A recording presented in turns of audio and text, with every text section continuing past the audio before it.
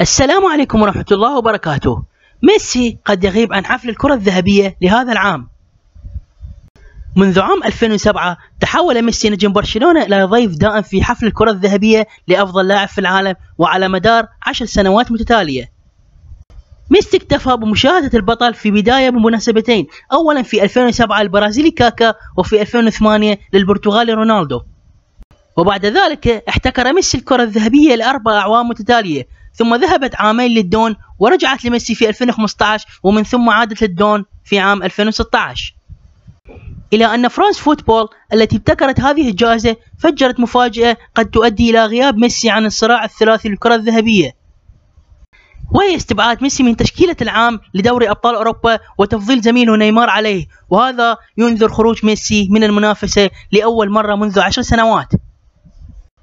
الخبر الثاني، كريستيانو رونالدو يرد على اتهامات التهرب الضريبي. نفى البرتغالي رونالدو نجم ريال مدريد ارتكاب أي أخطاء، مؤكدا أنه لم يخفي يوما دخله عن سلطات الضرائب الإسبانية. وأيضا رد محامي رونالدو على الضرائب وقال: رونالدو لم يتهرب من دفع الضرائب. عندما وصل إلى ريال مدريد حقوق صورته كانت في المملكة المتحدة، وفي عام 2014 قام بدفع الضرائب بأثر رجعي عن الأعوام 2011 و2012 و2013.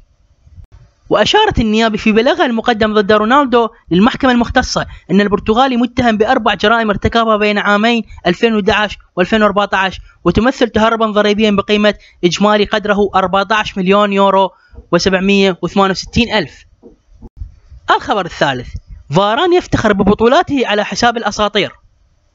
منذ انتقال فاران إلى النادي الملكي من فريق لانس الفرنسي في عام 2011 وإلى الآن، حقق فاران 3 أبطال أوروبا وبطولتي الدوري الإسباني.